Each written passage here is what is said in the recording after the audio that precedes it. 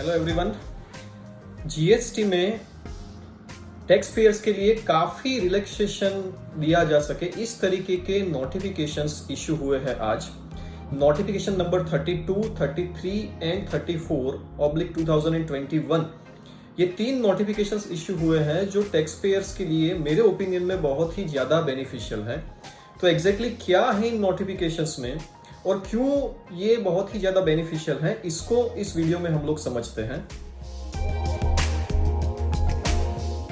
दोस्तों, जैसे कि आप सबको पता होगा कि 43rd जीएसटी काउंसिल मीटिंग में रिटर्न डिफॉल्टर्स को रिलैक्सेशन देने के लिए एक एमएनएसटी स्कीम डिजाइन की गई। इसके बारे में एक डिटेल वीडियो मैंने ऑलरेडी उसी टाइम पे दिया था, जिसकी लिंक डिस्क्रिप्शन में है।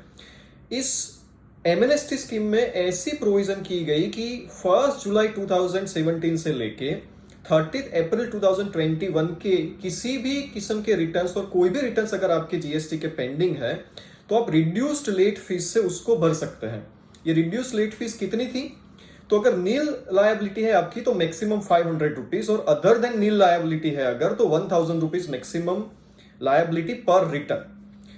अब यहां पर सबको दिक्कत ये आती थी कि भाई मेरे रिटर्न फाइलिंग अगर पेंडिंग है 1 जुलाई 2017 से 30 अप्रैल 2021 के बीच में किसी भी पीरियड के, तो ऑलरेडी मेरा रजिस्ट्रेशन जीएसटी डिपार्टमेंट ने कैंसिल कर दिया है। क्योंकि सेक्शन 29 की अगर आप प्रोविजन पढ़े जो कैंसलेशन ऑफ रजिस्ट्रेशन के रिलेटेड है, वहां पर दिया गया है कि अगर 6 महीने के रिटर्न में नहीं भरता हूं तो GST department can cancel my registration.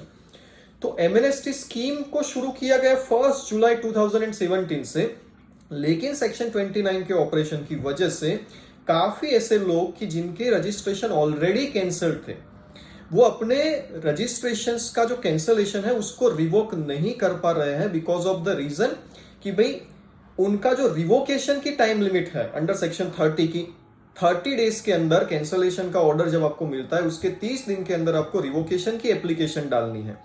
तो वो पीरियड ऑलरेडी एक्सपायर हो चुका है उनके लिए, तो वो रिवोकेशन की एप्लीकेशन नहीं डाल सकते। और जो अपील फाइल करनी है उसका भी जो टाइम पीरियड है वो है मैक्सिमम 4 महीने, 4 मंथ्स, वो भी एक्सपायर हो चुका है उनके लिए। So they have no options left. तो ऐसे लोगों के लिए इन नोटिफिकेशंस में अभी ऐसी प्रोविजन रखी गई है कि रिवोकेशन एप्लीकेशन की ड्यू डेट अगर आपकी 1 मार्च 2020 से 31 अगस्त 2021 के बीच में अगर आ रही है तो उनको एक्सटेंड करके 30 सितंबर 2021 कर दिया गया है। इसका मतलब यह हुआ कि अगर मेरा रजिस्ट्रेशन फरवरी 2020 में भी अगर कैंसिल हुआ है तो नेचुरली उसकी due date for application of revocation of the cancellation जो होगी वो मार्च 2020 में होगी। तो 1 मार्च 2020 से लेके 31 अगस्त 2021 के बीच में अगर ड्यू डेट है रिवोकेशन एप्लीकेशन की तो वो एक्सटेंड हो जाएगी 30 सितंबर तक। तो 30 सितंबर तक जिनके भी रजिस्ट्रेशंस कैंसिल हुए हैं वो सब अप्लाई कर सकते हैं रिवोकेशन के लिए।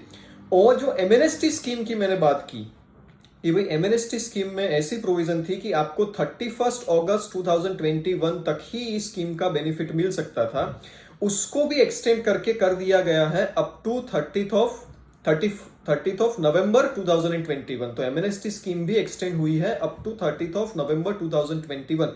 इन दोनों प्रोविजंस को, इसका मतलब है कि एमएनएसटी को जो एक्सटेंड किया गया है उसको और जो रिवोकेशन की ड्यू डेट को एक्सटेंड किया गया है, उन दोनों को अगर हम लोग मिला के देखें तो ऐसे लोग जिनका रजिस्ट्रेशन कैंसिल हुआ है और बहुत ही ज्यादा लेट फीस जिनको पे करनी पड़ती अगर ये रिलैक्सेशन नहीं दिया गया होता, तो या तो फिर ड्यू डेट ही एक्सपायर हो चुकी है जिनके लिए वो अपने नंबर्स को एक्टिवेट ही नहीं कर पाते, ऐसे लोगों के लिए ये बहुत ही बड़ा बेनिफिट है।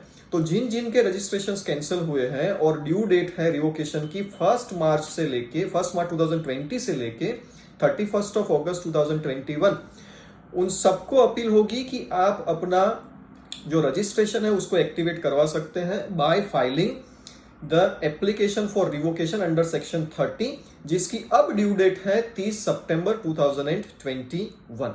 तो ये बहुत ही बड़ा एक रिलैक्सेशन दिया गया है यहां पर। नेक्स्ट रिलैक्सेशन की बात करते हैं। आप सबको पता होगा कि कंपनीज को अपने रिटर्न को वेरीफाई करने के लिए एक ही ऑप्शन रहता है, डिजिटल सिग्नेचर। वो इलेक्ट्रॉनिक वेरिफिकेशन कोड जो एसएमएस के थ्रू आता है उससे अपने रिटर्न्स को वेरीफाई नहीं कर पाते। लेकिन रूल नंबर 26 जो वेरिफिकेशन वाला रूल है उसमें एक रिलैक्सेशन पहले दिया गया था कि 27 अप्रैल 2021 से लेके अगस्त 21 तक अपने रिटर्न्स को डीएससी की बजाय ईवीसी से भी वेरीफाई कर सकते हैं। जो इलेक्ट्रॉनिक वेरिफिकेशन कोड होता है उससे वेरीफाई कर सकते हैं। इस रिलैक्सेशन को अंडर रूल नंबर 26 एक्सटेंड कर दिया गया है अप टू 31 अक्टूबर 2021।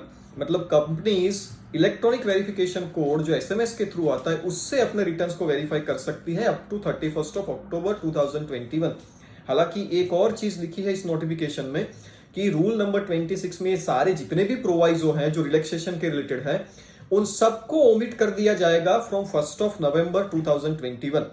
तो ये सारे जितने रिलैक्सेशन है ईवीसी से वेरीफाई कर पाने के वो सब 1 नवंबर 2021 से अवेलेबल नहीं होंगे।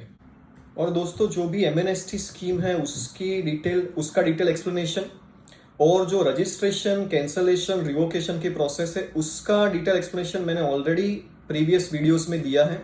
उन सभी वीडियोस की लिंक भी इस वीडियो के डिस्क्रिप्शन में मैंने दी है, तो आप वहां जाकर उसकी पूरी प्रोसेस को भी समझ सकते हैं। आई होप कि this video is useful to you friends. Thank you very much.